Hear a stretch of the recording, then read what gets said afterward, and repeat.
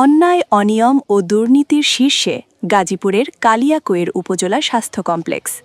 দালাল পরিচালনা, রোগীদের হয়রানি, জরুরি ও বহির্বিভাগে ঘুষ, টাকার বিনিময়ে ইনজুরি সার্টিফিকেট ও দালালের মাধ্যমে রোগীদের প্রাইভেট ক্লিনিকের রেফার সহ ডজনখানেক অভিযোগ রয়েছে গাজীপুরের কালিয়াকৈর উপজেলা স্বাস্থ্য কমপ্লেক্সের আবাসিক চিকিৎসা কর্মকর্তা RMO ডাক্তার নাজমুন নাহার ইতির বিরুদ্ধে। গাজীপুর থেকে আব্দুল কুদ্দুসের প্রতিবেদনে দেখুন বিস্তারিত।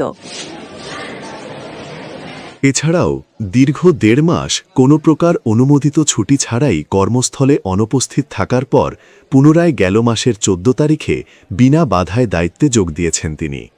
সূত্রে জানা গেছে, আগস্ট ২০১৪ সনে এই প্রতিষ্ঠানে যোগদান করার পর একইভাবে বছরে ২-১ বার ছুটি না নিয়েই ১ থেকে ১.৫ মাস বিদেশে অবস্থান করার অভিযোগ রয়েছে ওই কর্মকর্তার বিরুদ্ধে। এ সময় তার মোবাইল ফোন বন্ধ থাকে বলে অভিযোগ আছে। এতে করে সংশ্লিষ্ট দপ্তরের সেবায় বিঘ্ন ঘটছে বলে দাবি সেবা প্রত্যাশীদের।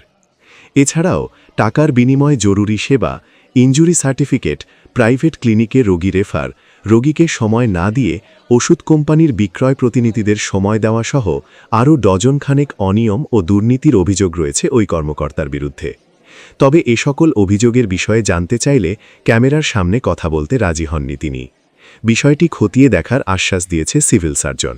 যদি এরকম হয়ে থাকে যে রোগী বাদ দিয়ে রিপ্রেজেন্টেটিভদের সাথে টাইম দিচ্ছে ডাক্তার, তাহলে এটা গর্হিত অপরাধ এবং বড় ধরনের শাস্তি পাওয়া উচিত।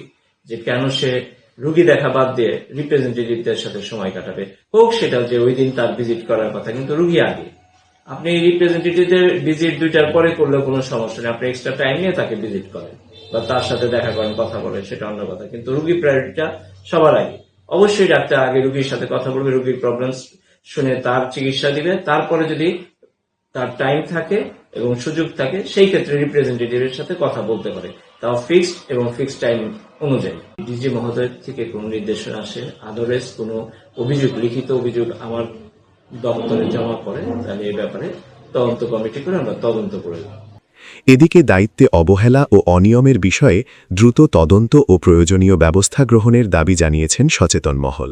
বড় ধরনের